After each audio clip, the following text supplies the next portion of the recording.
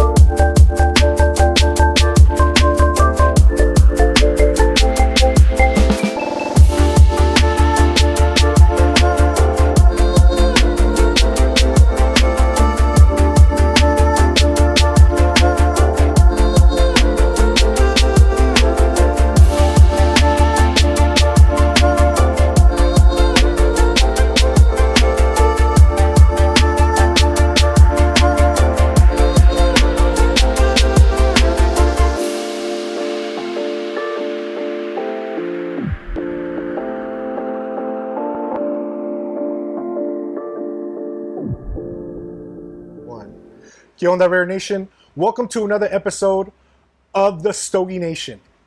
Today, I am very excited to be here. One of our biggest super fans in the Raider Nation.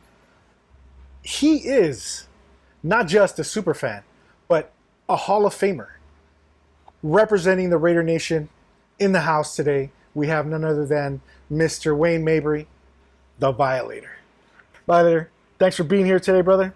Appreciate it, Dub. I truly appreciate you coming dressed as the Violator. I hope I'm not gonna be intimidated by the character, because I know he can be harsh. No Not today. Intimidation today. All right. Today is therapy and relaxation. Yes, sir. Because Yes, we're sir. talking cigars. Yes, sir. Yes, sir. And of course, being that it is Stogie Nation, we are gonna be talking cigars. But first of all, I want to give a shout out to our host today. Yes. Lovo Cigar Lounge. We're here in the city of Rialto. They opened their doors to us to be able to do this review. We're going to be talking Raiders, talking about Violator, his cigars. We're even going to be talking about Lovo cigars. We purchased some of their box press Maduros. We're going to try them out today, and get into some history with Violator cigars, the V57s, Violator himself, with the Raider Nation as a Raider fan. A little bit of everything just for you, Raider Nation. So without further ado, shall we start burning? Let's burn, brother. Yes, sir. Okay, you said you wanted a punch, right? Yeah. Here you go. Get yourself a punch. Yes, sir. Get this party started, baby. Yes, sir. Got it. Cool. All right. So you said liftoff. Ready for liftoff. You said you prefer punch. Do you ever do any V cut or straight cut? Or I've got a custom cutter that I got from cigar.com that I love. It's a straight cut. That's my favorite, but I never take that thing from home. Right, because you might lose it. You know how this route. Yes. Yeah. So, but the punch, that's my favorite. Yeah, I've actually figured out that, at least for my taste, when it comes to cutting a cigar, punch gives me the best draw.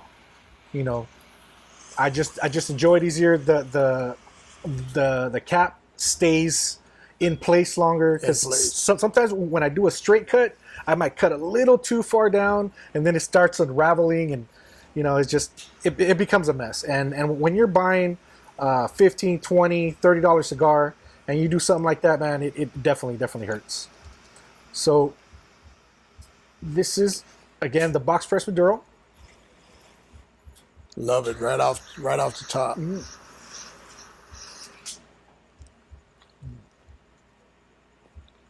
That was a great draw.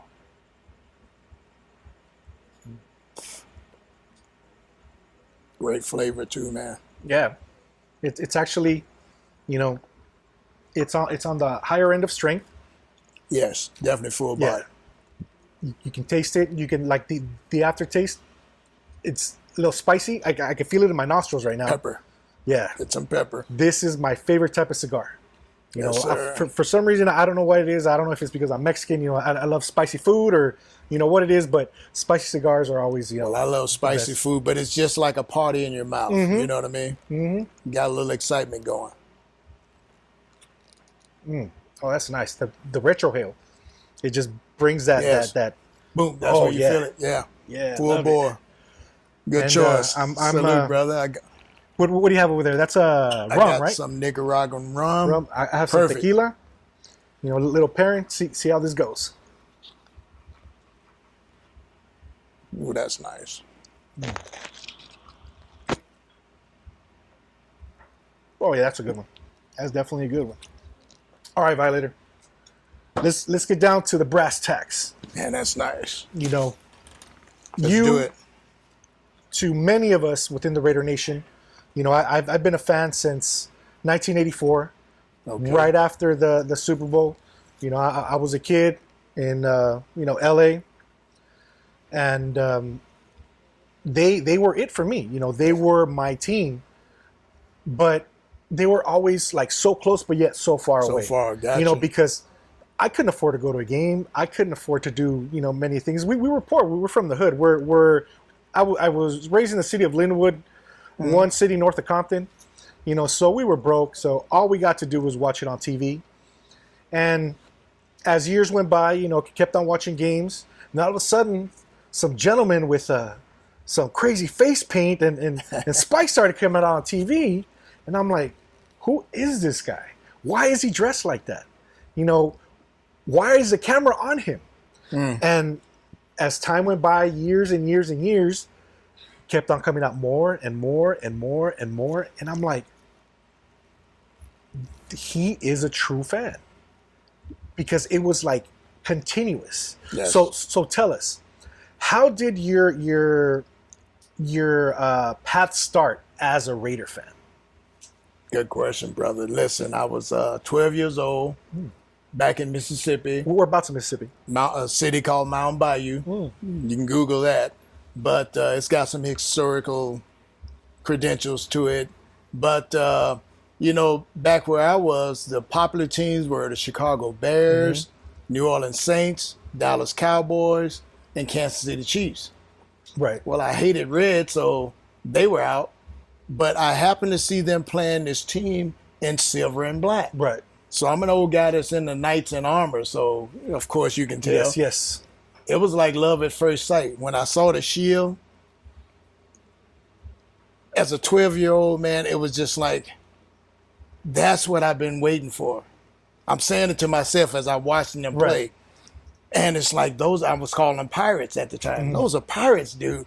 So I told my mom, I saw a team in silver and black, Mom, and I found out they were from California. And I said, that's where I'm going to go to live. That's And awesome. of course, she's cooking breakfast one Saturday morning. She's like, baby, have you lost your mind? And I took it that I got her attention when she said that. So as a youngster, I just, and I was always a dreamer. People used to tease you as being a dreamer, Right. but I'm an artist. So you always think outside of the box. You see the world a little bit different than people that don't have that, Of course. that skill. It's just a gift. It is. So I'm like, of all these teams that's around, I'm going to go where that team is as a kid. And so all through high school, I would say, hey, man, I'm going to Cali. Everybody know me. I'm going to Cali, and they would laugh. Oh man, you don't know nobody over there. Right. And my thing was, I will when I get there. There you go. Just kept it to myself. You sometimes you keep your things as closest to you. You keep them close to the vest. Definitely. Because people will kill your dream. Yeah, and sometimes it's even people that are close to you. Those are the ones that can get you because they're right there. Yep. And you don't see it coming. Yep. But anyway, as I graduated, that was my dream. Once I graduated, I thought I was headed to Cali. My mom had a different story. She wanted me to go to college for art. Mm-hmm. So I ended up doing 2 years at Jackson State. Okay. Was mad the whole time, but I met some great people. I met Walter Payton for one. No way. Robert Brazil, Ricky Young. Wow. I saw these guys on campus and they were like demigods. Right. And I'm just like, wow, I know these guys are going to the pros. And I'm thinking, I hope the Raiders would get one of them. But long story short, I got burnt out with that whole college thing, man, because my heart kept beating for California get close to that Raiders. So that's what I ended up doing. Landed in L.A. in 1977, July 4th. I remember all the fireworks going off. I'm like, man, I've made it to the promised land. But as a young kid, growing up in the country in the South, rolling tires for recreation, right? Down on the river, doing whatever mischief, man. It was like I could see the dream becoming reality. I got from Mississippi to California. Mm-hmm. Big step now. The next thing was just how can I get to this? I was in L.A., so how could I get to Oakland? Whereabouts in L.A. did you land? South Central. No.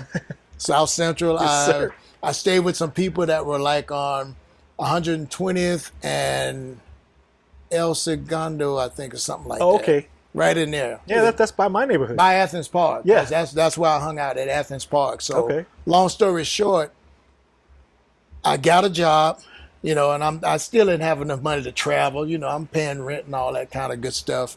But my dream was still, I'm going to get to Oakland and see that team. Because in my mind, that was Mecca. Yes. Oakland was Mecca before I'd even stepped foot there. That's how much of an imprint it had on me. That's awesome. And I'm just like, wow, if people in the stands going crazy, that's where I need to be. You're sure. Now, the thought of dressing like this had never entered my mind, but that's the way I'm feeling when I'm at the game. It's time for war. So, having your cocktail in the morning and a victory cigar, pre-victory cigar, that became a ritual.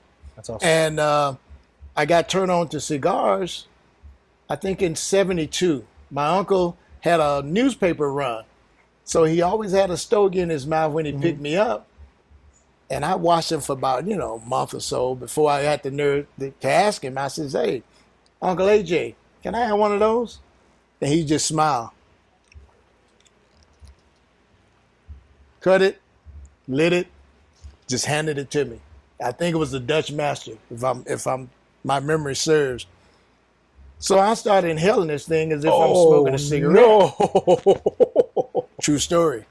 He's just driving and we throwing papers on each side, And I'm just like, oh man, this is strong. And I'm just inhaling away. Oh my God. And he didn't say a word. On purpose? On purpose. Oh man. On purpose. That's a hell of a lesson. So by halfway down, I'm starting to feel, my gears a little raw. I'm like, whoa, I'm woozy, man. Hey, and he wasn't like that. So I'm like, what am I doing wrong? So I threw it out the window, And I'm like, wow, I'm sick. So he saw me leaning over and he says, so how'd you like that cigar? I'm like, man, it was good, but it was so strong, man. I'm kind of woozy. And he started laughing. He says, because you smoked it wrong. You don't inhale.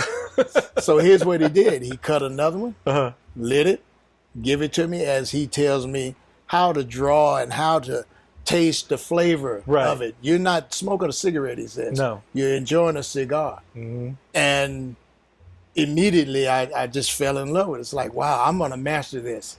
So he says, you do it like I tell you, you never get sick. Mm-hmm.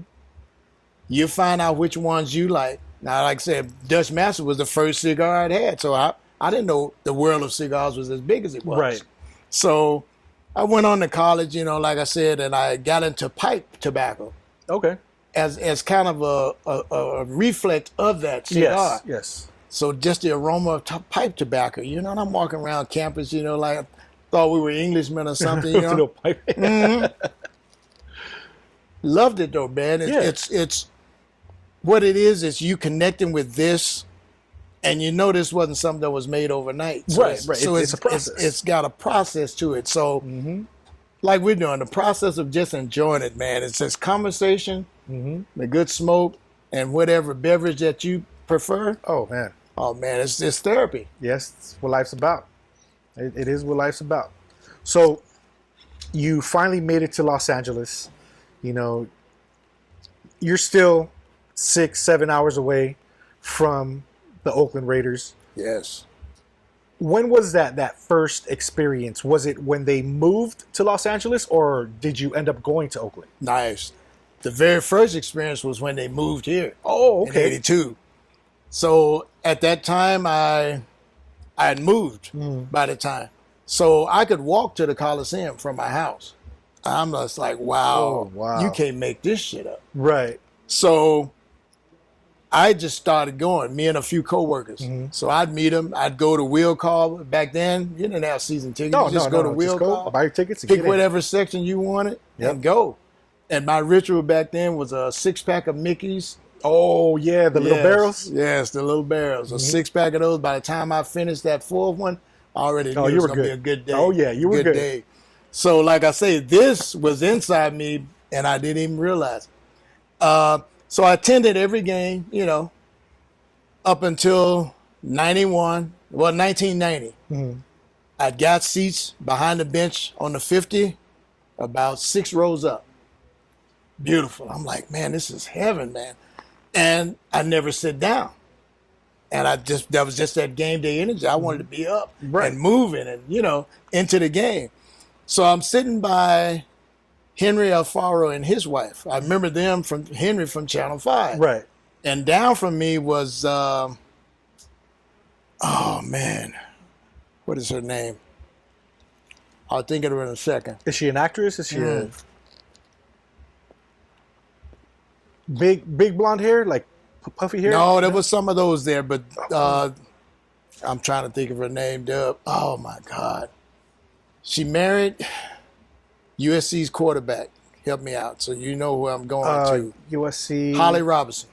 Oh, Holly Robinson. Yeah, she always had a foster grant. Yeah, she married Rodney Peete. Yeah, Rodney Peete. So just shows you how the connections were right there, man. And that was during the 21 Jump Street era, right? Yes. Oh yeah. Okay. But so shortly after that, because we stood up all the time, Henry would ask me constantly, when his wife would leave, he'd say, hey man, my wife's kind of afraid of you guys. It was 4 of us, You guys are so loud. And I'm like, Henry, we're Raider fans, dude. That's right. We're Pirates, man. Let's get into this thing, you know? But we refused to sit down. And security didn't bother you back then. No, of course not. You stand up. So that off season, we decided to be as motley as we could. So I already knew how I wanted to look, but I didn't have the money to make it happen. Right. So I went to a thrift store, bought a set of shoulder pads. Okay. Me and my buddy Jim Pierce, if you see this, JD, we split the shoulder pads so that we both had we could have spikes on us. Okay. And so that was my Gladiator part coming out. Gotcha. I'm like, wow, dude. Remember Mad Max was out. Yes, so I'm that's thinking, right. oh man. So we had a half a pair of shoulder pads. I had some military jump boots on, some black jeans, of course a jersey. I think back in that day it was Matt Millen's jersey. Oh, that was my guy. I was a linebacker, so hitting stuff was I'm near and dear to that. He was it. Yes, he was it at the time. Yeah, shout out to Penn State. Yes, sir. So we come in and we had the 2-finger process back in the day. 2-finger process, silver and then the black. Okay. And that was it. Looking more like Rambo than what I look like now. Right. But I knew I was going to refine it as time went. Of course. So we go, and first time we walked into the parking lot at Lot 6, anybody that was there, shout out to you, Lot 6. And we got out of, we had a buddy that drove us there in a limousine. Just for the interest, like, you know, so we were already thinking like, okay, let's make this a little bit different. So you were already ahead of your time. Ahead of just the way we were thinking, and just the way that things came to us. Yes. You know, because I'm working construction there, but, you know, I'm going to spend whatever dollar I got to get to see this team play. And that was just a mindset. I'm locked in. You know, before I even started saying clocked in, I was locked in. Right. And that's what fandom was to me. You are either all in or get off the ship. That's right. So we got out, and the kids immediately ran to us. I remember that. And I'm like, wow, dude, this is what was the big dinosaur? Barney. Barney. Yes. I'm like, this is on some Barney level shit. Yes, sir. But the parents, I remember the parents calling the kids like, yeah, let me knock this ass off, bro. Go for it, go. Let me knock this off. The parents were like yelling at the kids to come away from us. And I'm thinking the kids are like looking at them like, yeah, right, yeah, okay. All right.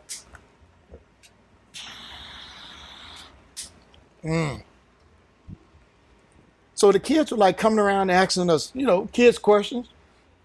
But I'm like, wow, dude, we could do good things with this. And I'm already thinking, how can we influence them to dress like us? Right. Long story short, the group, we dwindled down to me, to one.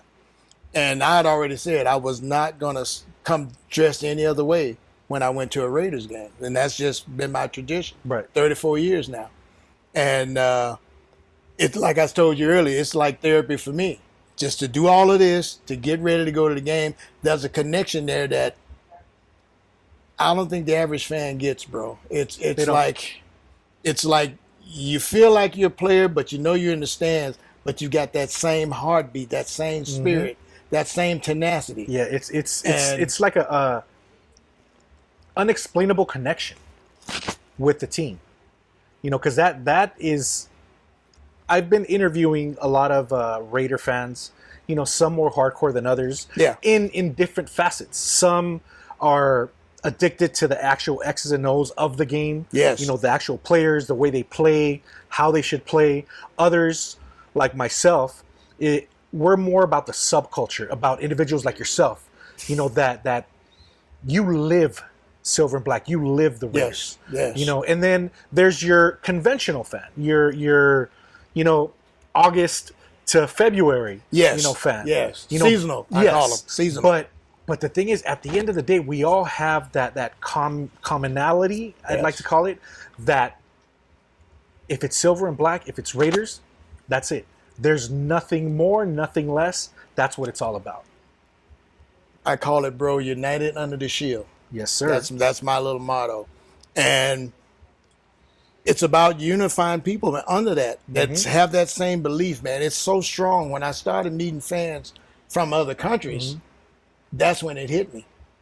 And these fans, I saw them year after year. Now, this is after the team moved back to Oakland. To Oakland, right.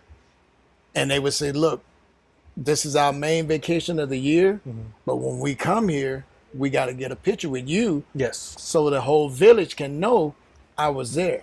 Yes. That's how much I was on TV and didn't know. Right. He was saying, when I take this back, it's like, shut up. So me and this particular guy, he was from France. Oh, okay. We did this for 5 or 6 years. That's awesome. Every year he says, hey, bro, he'd find me wherever I was in the parking lot. Hey, I got to get that pic for the village. And I knew what he was talking about. Right. So it was an honor, man. But, man, being able to do something that you love, this and Raiders football, man, it's like, you know that phrase, a kid in the candy store? Yes. That's what it's like. Yes, I completely agree. And, you know, like, there's different degrees of fandom. For those that don't know. It's different levels of it. And I'm at the straitjacket level. That's where I'm at. I'll just say it. I'll put it out there. Well, you know, but see, the thing about your level of fandom, it's not only something that is for you. It is for so many other people now. Because you are the tip of the spear. of the Raider Wow. Nation. Appreciate that, brother. You know, you definitely are, because I can say, I can have a conversation with, you know, a football fan from any other team, right? Right. And I can name them Raider players, and they'll be like, nah, no, I don't know that. If it's not like Max Crosby or you know, big names, you know, if you know, just like Marinovich or you know, Rich Gannon, or you know, they'll be like, no, sorry, I don't know. But if I say Violator, they know who you are. Wow. That's awesome, man. And then if they don't know the name, they'll be like, Violator. That and I show them a guy? picture. Yeah. They're like, oh yeah, I know Violator. See, so you're so much more than just a hardcore fan. You are a representation of the Raider Nation, of what we are, what a lot of us strive to be. Obviously, I don't have the I guess the gumption to dress up, you know, because I just don't have that level of confidence, you know, but I'm a hardcore Raider fan through and through. You know, I never played the game, but their effect in my community when I was a kid in LA, it just kind of did it for me. Yeah. Because and I've said this before, my very first experience with the Raider organization was in my elementary school. Okay. Because you know how whenever a team goes to a particular area, like let's say when they were in Los Angeles, a lot of the players attend the schools to do meet and greets or whatnot. Yes, so we had one at my elementary school, and our teacher took us, and you know, we were like, okay, so we're gonna see a football player. Great. And all of a sudden, from behind the curtain, this mountain of a man pops up, huge, right, muscles, and I'm like, good Lord, I've never seen an individual that big. Right. Guess who it was? Just describing him, I would say Lyle Alzado. Yes, sir. Okay. Lyle Alzado. 3 Mile Three Mile Lyle. That's right. It. That's right. And you know, I'm in awe of this man, right? Because I've never seen a man that big, you know, height wise and you know, width wise, strength. And then I noticed his gentle nature with us as kids, you know, and that kind of took me aback as a child, because you know, usually when you see football players, you think mean, you think aggressive, and he was just so like tender and so nice and so friendly, and I was sold. That was the moment I'm a Raider fan. You know, I am a Raider fan. You know what you said about describing him, and people tend to think that they're the same way, but that's why we call them warriors. Mm-hmm. And I heard Mike Singletary say something like, "When you cross the white lines." And that clicked to me. I'm like, yeah, you in the arena, like the gladiators. When they come out from the tunnel, they're ready to go at it, bro. Yes, sir.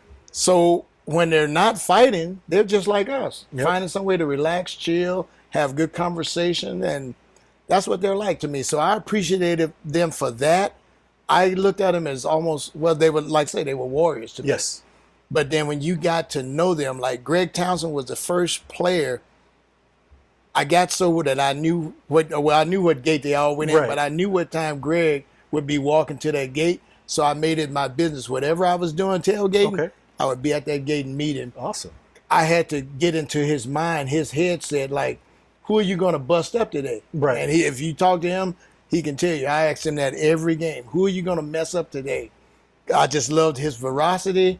And those were true warriors. Like I say, him, Howie, Reggie Kinlaw, cats like that, man. It's like when you have a conversation with these guys, you're not out there with them, but you can feel that. And they showed you the intensity when they put the uniform on. Yeah, they're a totally different person when they hit that field. It's a switch. Yes. It's a switch. And same thing with you, though. Yes. You know, because I've seen interviews of you just, you know, dressed as the normal, everyday Clark Kent. Wayne Mabry, just hanging out.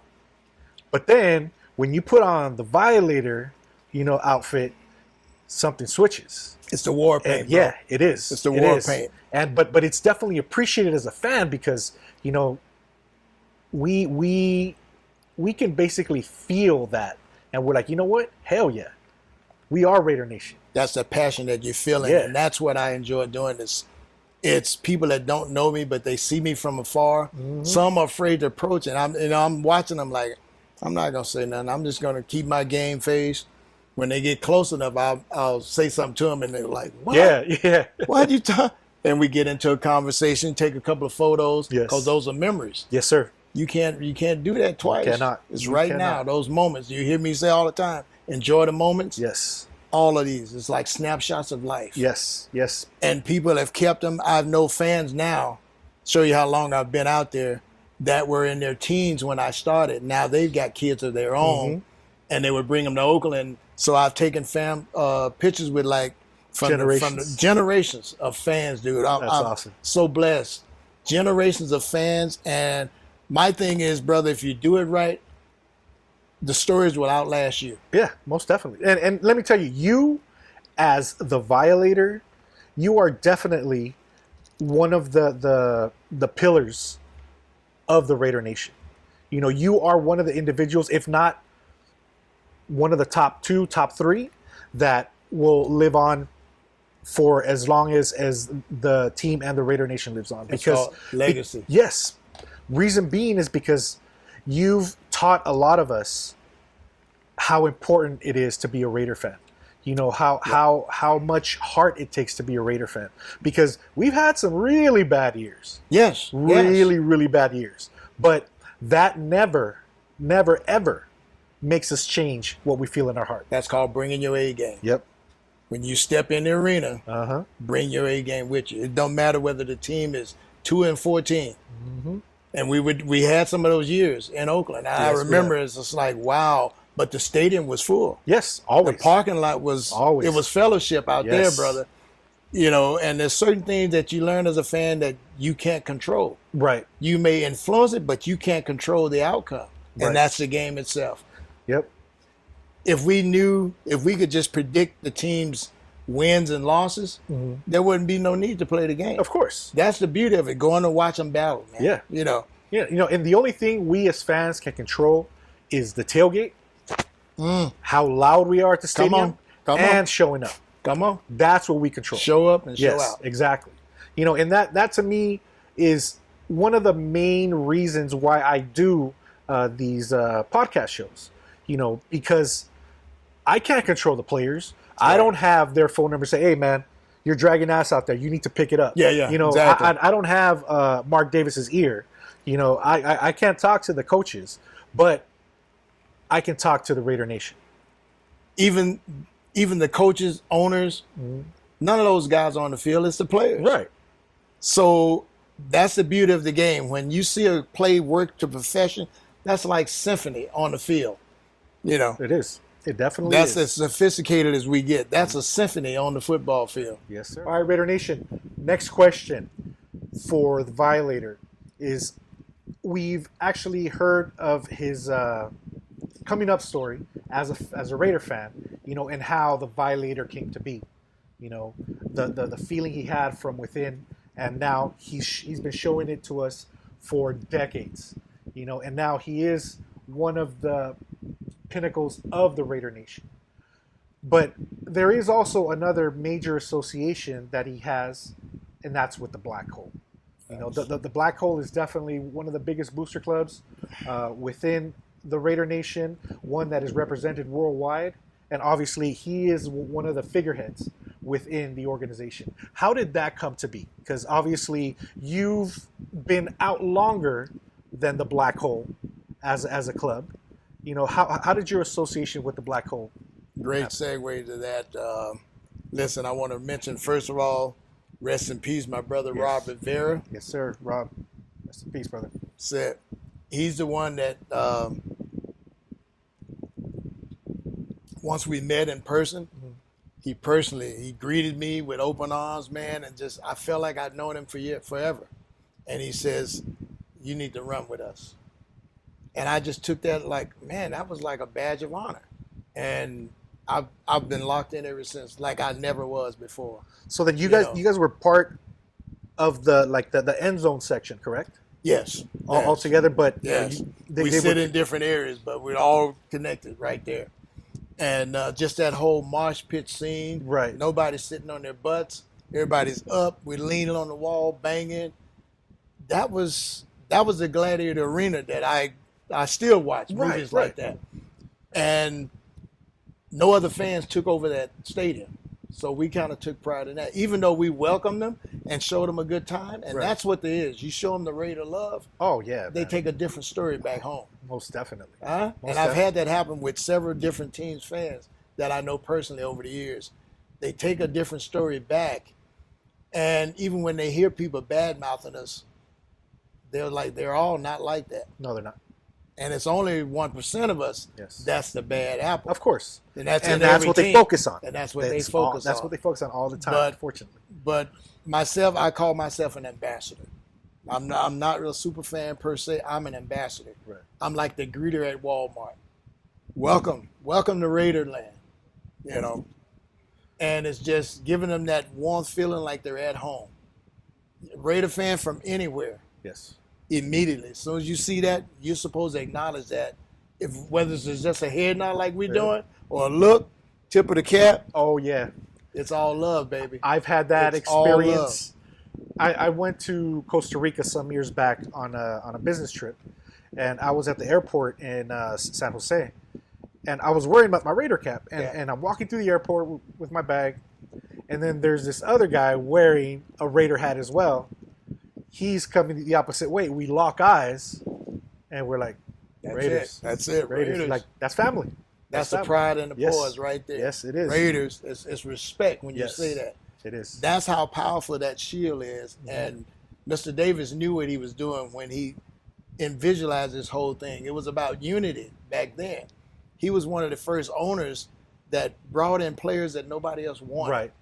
The outcasts. Those are true Raiders. Yes. We're outcasts and misfits, Yes. but we're going on one accord. That's powerful, brother. Yes, it is.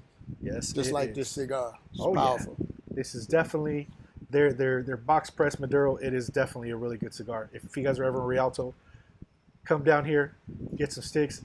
All they have in their humidor is their own blends of That's cigars. right. You know, I was actually starting to look for my favorite, which is an AJ Fernandez New World. And they're like, no, we don't mess with anybody else's cigar. This is just our cigars. Proprietary. Homegrown, baby. Come through, Raider Nation, if you're ever in Rialto. But going back to the history with the black hole, obviously, right now the black hole has grown from what it used to be in Oakland. Yeah. Now you guys have sponsorships with major corporations. You guys are on commercials. You guys are everywhere. And how does that make you feel as like you're saying, not as a super fan, but as an ambassador, to be able to reach out so much further than just, being at a game or being at a tailgate? Yeah, it goes beyond the arena. Yes. And you could never have dreamt that as a fan, but I get it as a fan. This is like, you hashtag fan life. Mhm. This is like fan life for real. But when you start to meet corporate people that trust you, I'll just Right. use that word, they trust you. There's a lot of influence, and they see the potential from a marketing standpoint. Right. As a fan, as average fan, never thinks about that. Oh, no, not and at all. myself included. Right. But when it approaches you, it's like you've already prepared for that moment. Right. And when the door opens, my mom always told me, stick your foot in there, baby. Yes, Don't let sir. it close. Nope. And I've stuck my foot in a lot of doors. And brother, you couldn't put a price tag on what you spent on this, but the memories are priceless. Oh, yes. The experiences are priceless. Yes, there And is that's no what life's kind of about. money. There is no Yeah, kind of money no that's kind of ever money. gonna No kind of gonna take the place of the Yes, experiences the that you've had. experience, man. Yes, sir. So I've also noticed, because I've seen you many a times in Las Vegas, at the tailgates, at the parties. Your wife is always right by your side. My right arm, brother. she's- My she's- right arm.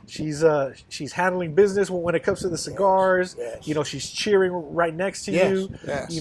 How explain to the Raider Nation how much of a blessing that is. It's like having your best friend with you in those moments and those experiences, those memories. Since her and I've been together, I took her to a Raider game on our first date. Oh, okay. And that was to test her to see if she really could deal with what goes on. Right. Or what I have to, what I go through or what I do. And I took her to Qualcomm, that was South Oakland. Home away from home. South Oakland. Yes, sir. And so it was homecoming week. So it was like, I think I was going down the 5 freeway. So I ran into a caravan. It was probably 50 of us. You know, blaring music, flags everywhere, Right. coming up beside each other. You know, hey, how Yeah. you doing? You know, but I'm driving, so I can't really turn my head to. Right. But she was like, "You know all these people?" I'm like, "Yeah, that's part of the family." I said, "You'll see the rest of them when you get there." And so she's, you know, she didn't even know I dressed till that day I walked Oh, in. really? I didn't tell her. I didn't want to scare her off. So when her son opened the door, Cedric, if you see this, he slammed the door in my face. He just said, "Nope."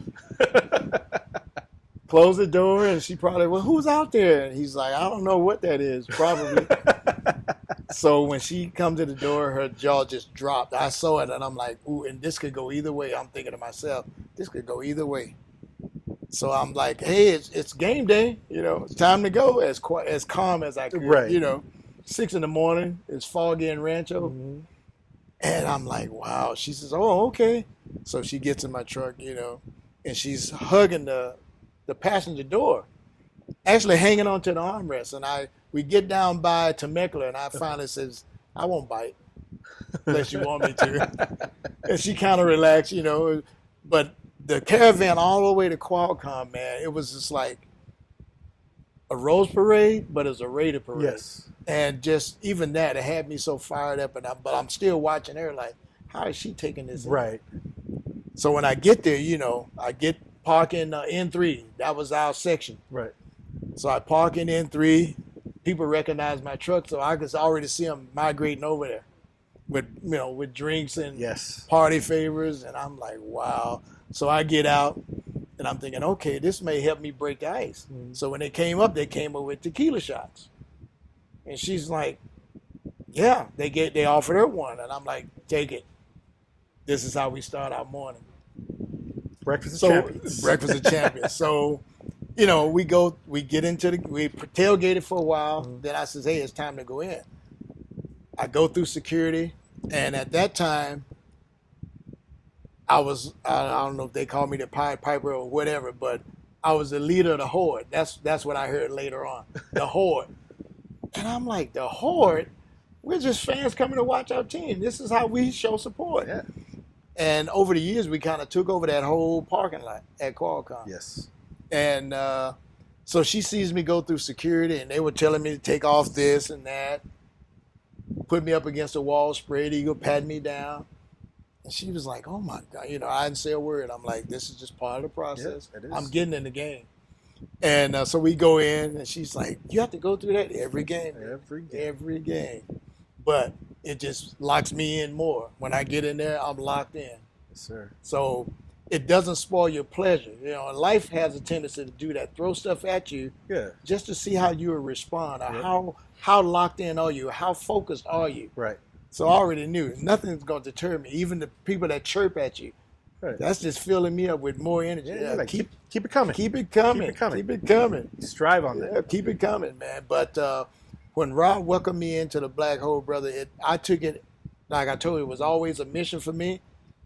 That gave that mission a purpose, to spread that, because I saw what he was doing. He was all about family and unity. Everybody was over there, man. Attorneys, court people, all walks of life. All walks are of part life, the Raider man. Nation. Bikers, Yes. everything. And I'm like, this is it. Yes. I'm on Mecca. So I had chills just at the first Black Hole party. And it was just like, I'm in this for life, bro. So rest his soul. Yes, sir. Like I say, man, that's the love that we try to extend to people. And if we as a nation can come together, regardless of our differences, because our differences is what make us strong. Right. Once you unite all of that, impenetrable, man. Yep. And you know, that's what I love about the Raider Nation is that, like you're mentioning, we come from various walks of life, from various ideologies, from various thought processes. But when the team hits that field, when we show up to that tailgate, none of that matters. None of that matters. It does not matter. There Why? Because we're about the silver and black. That's it. And we didn't else. rehearse that either. Yes, Silver and black. silver and black. It's That's about right. the silver and black. That's baby. it. You know, and like I had a similar experience when I went to my first game at Qualcomm. my cousin and myself, we bought tickets. We're like, yeah, we're gonna go to Qualcomm, watch the Raiders play. We took off. We're on the 5 as well, and then it hits me. Oh shit, we're going to an away game. Yeah. And mind you, I had never gone to an away game before in my life. Prior to that, I think I've only gone to one game, which was the last game at the LA Coliseum. It was the Raiders against Kansas City Chiefs. Yeah. Marcus Allison's last game as a Chief. Joe Montana last game as a Chief, and the Raiders' last game in the Coliseum is like I think 1994 or something like that. Yeah, 94. And so prior to that, I hadn't gone to a game. So we're on the road, and I'm like, we're going to an away game. There might be trouble. So I tell my cousin, I'm like, hey man, if something happens, if a scuffle comes up or they try to get crazy with us, you bolt. You take off, and we'll meet up at the car. That's right. Right. So he's like, okay, cool. So we're driving, and then all of a sudden I hear like the rattling of a Harley Davidson. Just so I look over to my right, and I see this guy on a Harley just cruising, and he looks at me. He's wearing one of those like half masks, but it's like a skull. Yes, sir. Right, and then he's flying this big old Raider flag, and he looks at us. He saw my jersey. He's like, yeah, Raiders. And then he takes off, and then behind him is like a converted small school bus. Okay. Full of Raider fans, and then there was like 3-4 cars behind him. And I see that, and I look at my cousin. I'm like, I think we're gonna be all right. Be all right. And then we get there, and it's just blacked out. Yeah. The whole tailgate. And Beautiful, man. Oh, beautiful. God. I just look. I'm getting chills just thinking about but that. That's where the blackout started. Yeah. In Qualcomm. Qualcomm. Yeah. Black it out. It was The last game at Qualcomm, we were there. 80% Raider fans. Yes. There was a deal where they had you had to buy 3 tickets. Yes. To two other games right. to go to that one game. Unless you lived in San Diego. Unless you lived there. That was a whole plot to keep us out. Uh-huh. Now, I found out during the Super Bowl that we were in down there. I was down there all week doing media stuff.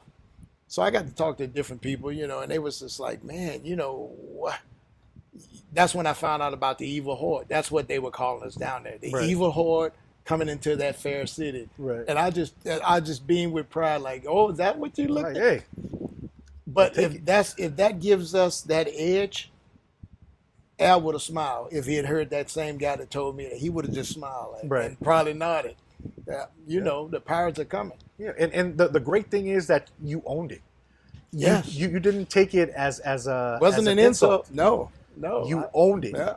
And that takes the power away from it. It takes it away. Yeah. It definitely does, man. And funny story, talking about Qualcomm before we change up. I remember the last few years down there, even the security was coming to get pictures with me. Mm-hmm. I told my brother Tuzat, I said, brother, that's when you know it works. Yeah. The same guys that was slamming me up against the wall, now they're coming over to get that picture. That's how you connect and you break down the barriers. Yes. You reach one person at a time. Yes. So that's been my goal, brother. And that's great. That is great. Because, for me, Raider Nation is the pinnacle of football. But I respect the other fandoms, because they have the same feeling for their teams. Just like us. And that's great. You do you, just don't cross that line. Yeah. Respect. That's respect. Just respect what you like. Yeah. And we'll respect you. Yes. Unfortunately, for many years in Los Angeles, we got a negative stigma of being troublemakers, of being, just rabble-rousers and drunks. And like you were mentioning earlier, there was that 1% that did it, and they do it at every stadium. Every stadium. So, but they always focus on the negative. Yes. And now, what you've shown us, and like Gorilla Rilla and Senor Raider, and, all the old school guys, you guys show us that it's about more than just that negative stigma. It's about family. It's about community. It's about camaraderie. Yes. It's about fan support.